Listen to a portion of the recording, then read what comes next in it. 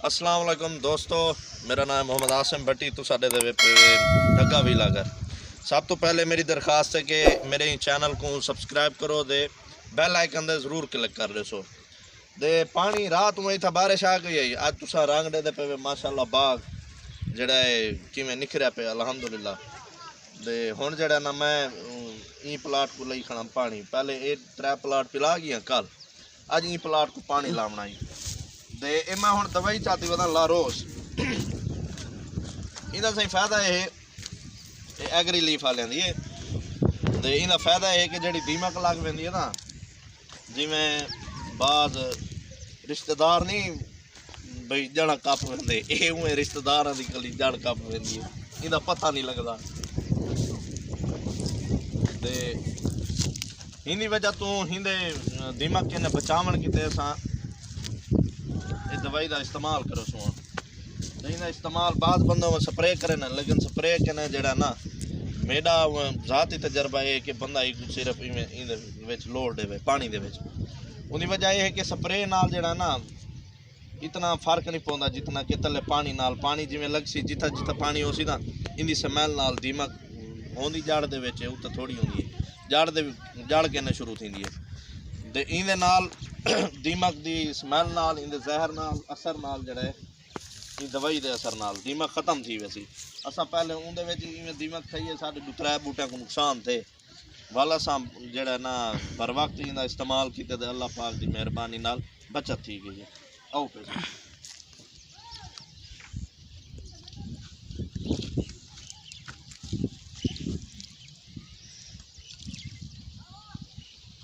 इवें लगता जिवें खीर पैंदा खाना बेची ये बड़ी तेज़ दवाई है बड़ी यानी कि इनकी अजीब किस्म की स्मैल होती बड़ा असर होता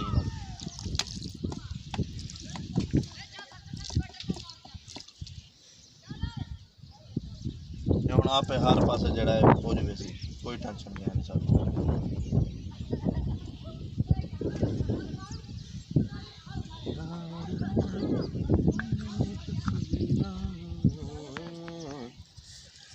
अच्छा ये हुण सही साढ़े कोल जड़ा ना 15 फुट दे वक्फे च असां लाया है अंब दा बूटा दे उन्हां दे सेंटर दे विच एक किन्नू दा बूटा किन्नू दा बूटा ही है बेटा ये देखो ये देखो सही ये है हाईब्रिड आम ठीक है दाई को मतलब हुण साल कह नहीं थी आ जान लग्या है साल लगभग हो सी हुण ये उत्ते चले वे सन ठीक है ना ये इतना वड्डा साइज तक पता किन्नू दा होंदा क्या नहीं दे मतलब साड़ी जगह जाए क्या ना थी सी। इहदे अलावा असां हुण सेंटर दे विच हुण 15 फुट दा वक्फा है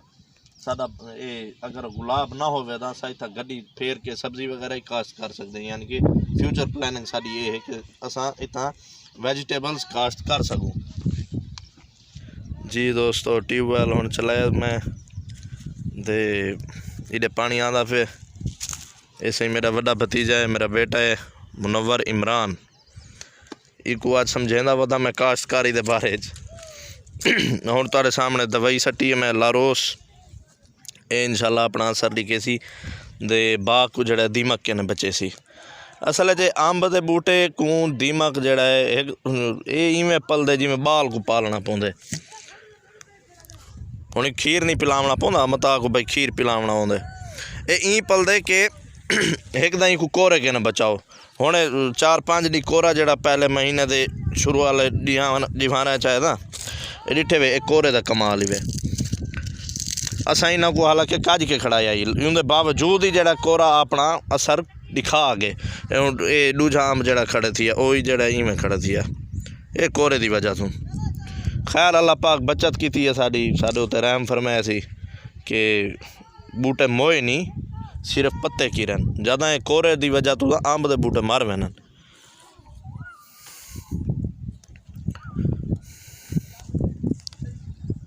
जी तो मेरे दोस्तों मैं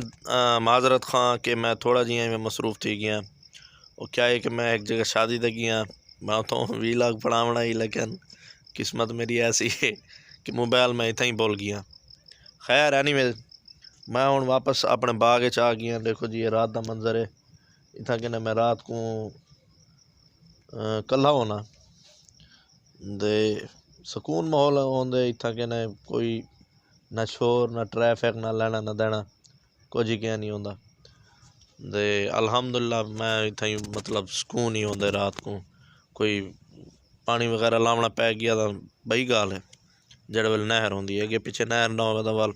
सकून होंदा खैर दुआ में याद रखे दे अल्लाह पाक तो खुश रखे मेरा चैनल सब्सक्राइब करना ना भूलसो दे बैल आइकन ज़रूर क्लिक करे सो दे ताकि मेरी तमाम वीडियोज़ तुहाडे ताईं पहुँच वञन। अस्सलाम वालेकुम।